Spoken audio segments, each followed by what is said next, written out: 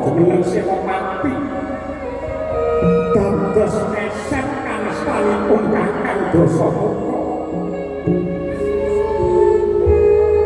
menawi Kakang Kumbakarna taksih tunggal golongan kaliyan Kakang Rahwana tatamtu badhe kasempyok dosanipun Ratu Ngalika Kakang. Atiku Wibisana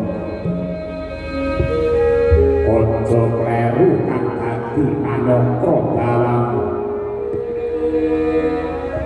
tekadku ora bakal bilani kamurkane Dasamuka nanging aku ngrepepi marang musa bangsaku.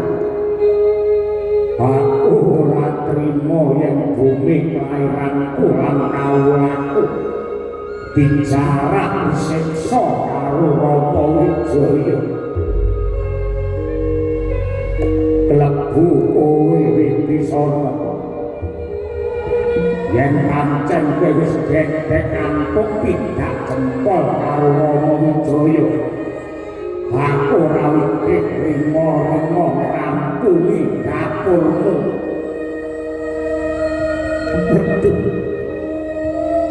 Nyuwun pangapunten Kakang Mas sampun ngantos kepri andhapi kanthi kula ketunggalan kaliyan Rama Wijaya menika boten kok nama Wibisana tegel tega mentala dumati risaking bumi Ngalika lan anandangi para kawula. Kula suwita Sri Rama Wijaya lan milaraken bumi Ngalika menika awit saking tulusing katresnan lan agunging pangeman kula dhumateng negari Ngalika Kakang. Dasar apa nek ngono? Benjang napa Ngalika tentrem menawi Kakang Rahwana taksih bengis. Benjang napa kawula masaya menawi kamangkanipun Kakang Dasamuka saya ndodro. Dados pitanan kula Ngalika badhe adil Kertaraharja menawi Kakang Dasamuka sampun sirna. Mila saking menika kanthi srana kula tetunggalan kaliyan Sri Rama Wijaya ingkang ajak gelang kaki nggih wangsa musnaning angkara murka Kakang.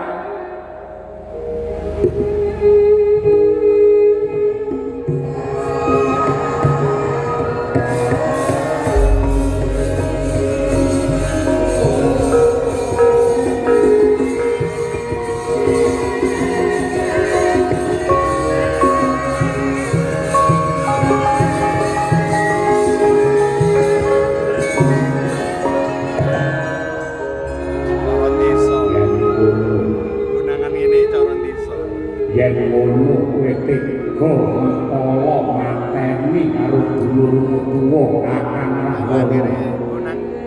Ngene iki mau dadi mongko kadang arep kuwakili wong tuwa.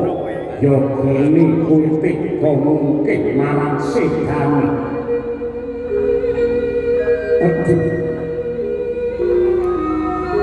Kakang Kumbakarna jelas sindang kula. Mestinipun jenengan kita saged ngamilahaken ing antawisipun katresnan kaliyan kewajiban. Senadyan kalih parnika wau sami awrakipun nanging kedah saged milih lan milahaken jumbuh kaliyan papan lan lelampahanipun. Mongko sampun teka wela-wela. Satriya menika jejebanipun memayu hayuning jagat brasta wonten angkara. Sanadyan sangat kadang kawon mitra kuwi daging nanging menawi kabeh kelepat kedah pinarapat ing pawisesa menika naminipun adil. Gunawan aku bisa nampa aturmu banjur dina iki karepmu piye? Menawi Kakang Kumbakarna keparenggan karatul kula monggo kula dherekaken tetunggalan kaliyan Sri Rama Wijaya supados enggal punggel rampung sirna kamurkanipun ratu nalika kakang Dasamuka.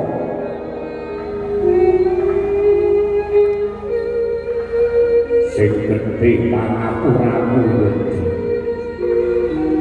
nadyan to aku mantuk karo wawasanmu nanging ngibarake wong lunga ngibarake wong lunga sing dituju padha ning dalane dituk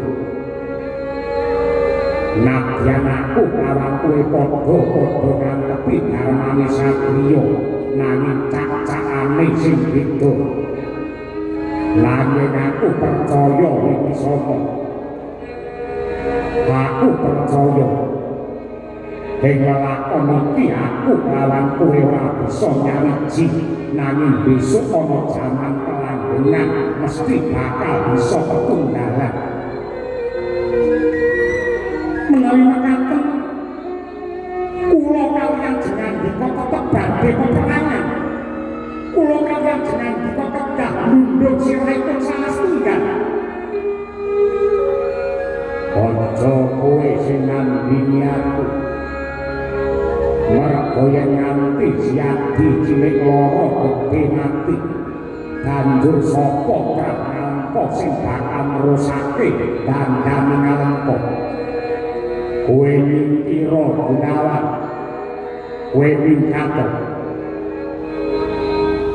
menapa boten wonten cara sanes kangge ngrampungaken perkawis punika kowe bisa kowe sing mikira aja nganti aku cabar netepi marang kadarman merga kagundel dening katresnan kowe mundur wis bisa